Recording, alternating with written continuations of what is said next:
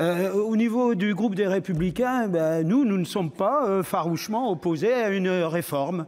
Nous avons déjà prouvé que nous avions l'esprit réformateur depuis un certain nombre d'années, quand nous étions au pouvoir, avec des décisions particulièrement importantes qui ont fait qu'on a maintenu à l'équilibre ce niveau de ce système de retraite, rappelons-le. Et ces réformes, Monsieur Levrier, n'étaient pas seulement des réformes financières, c'était également des réformes de justice, puisqu'elles s'accompagnaient d'un rapprochement des droits entre les différents régimes. C'est important. Alors notre groupe n'est pas forcément hostile, mais il commence à se poser de plus en plus d'inquiétudes, et je reprendrai un peu les propos de Jean-Marie Van Reenberg. L'affaire avait bien commencé, je ne suis pas sûr qu'elle se termine tout à fait bien. Et quand nous avons fait des déplacements en Europe avec le haut-commissaire, on a bien vu qu'ailleurs, ils avaient renoncé à un système unique. Ils étaient partis sur un système qui rapprochait les différents régimes complémentaires. On maintenait les régimes complémentaires. Nulle part en Europe, il n'y a de régime unique. Nulle part en Europe, on part avec un âge légal à 62 ans. Nulle part en Europe, on met tous les œufs dans le même panier, en écartant systématiquement la capitalisation.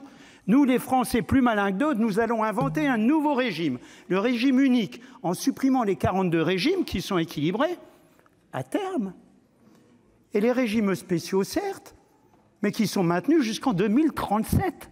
Donc on voit bien que s'il y a des inégalités, elles vont perdurer. Donc soyons attentifs à ce qu'il y ait un peu plus de simplicité. On voit bien qu'on va casser des systèmes qui sont certes différents, c'est le poids de l'histoire. Et quand on pense aux indépendants, qui ont un système équilibré, avec des taux de cotisation différenciés, on va arriver à quoi? Plus de cotisations, moins de pension, une pension moindre, avec des compensations de CSG, avec des bases qu'il faudra calculer de façon différenciée, ce qui ferait qu'il y aura des politiques différentes selon, là aussi, les catégories de métiers. On n'arrivera pas forcément à en sortir. Ce ne sera pas forcément plus simple et nos inquiétudes sont grandissantes. Inquiétude également pour les femmes. Inquiétude pour les femmes, puisque, disons-le, une pension de 5% dès le premier enfant, ça ne compense pas les trimestres qui vont être supprimés aujourd'hui. Donc, véritablement, il faudra faire là aussi des efforts par rapport à cette politique familiale. Et quant à la pension de réversion, on voit bien que le décalage à 62 ans, de l'âge à partir duquel il est possible de percevoir une pension de réversion, constitue plus une régression sociale qu'une progression. Là aussi, nous aurons besoin de précision. Enfin, bien entendu, ça a été bien précisé par le président Milon, nous sommes inquiets quant à l'équilibre financier de ce futur projet de loi. Si les réformes, j'y reviens, n'avaient pas été prises antérieurement, nous serions à plus de 20% du PIB. 40 milliards supplémentaires en ce qui concerne le système de retraite, il serait intenable, il serait déjà largement déséquilibré.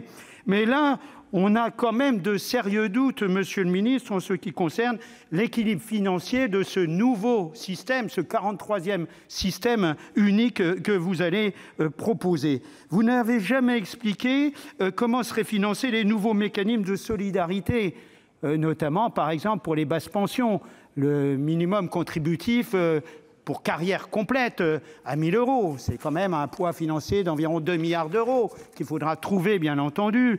Et au fil des semaines, Monsieur le ministre, on voit bien que le gouvernement donne droit, en catimini, à des revendications catégorielles touchant certaines professions sans que jamais les conséquences financières ne soient évaluées. Et on crée des spécificités par rapport aux régimes spéciaux, et demain on créera des régimes supplémentaires à la place des régimes complémentaires parce qu'il faudra tenir compte de ces spécificités.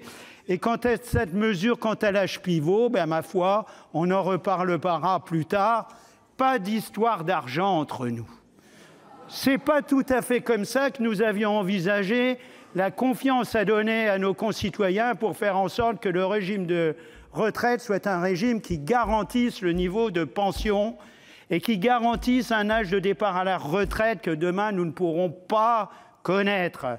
Donc la confiance n'est pas au rendez-vous. Preuve en est, c'est que nous avons un certain nombre de manifestations qui continuent à poindre leur nez.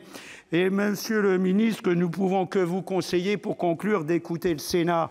Nous avons fait des propositions lors des différents PLFSS pour équilibrer ce régime de retraite qui est dans un déséquilibre organisé par absence de compensation. Et derrière, s'il y a des mesures d'âge à prendre, il faudra trouver des critères universels de prise en charge de la pénibilité. Cela a été dit, j'insiste dessus. Bien entendu que nous sommes attachés à cette pénibilité. Elle doit être prise en compte en fonction du poste de travail, pas forcément du statut, mais identique qu'on soit salarié du privé ou du public ou indépendant.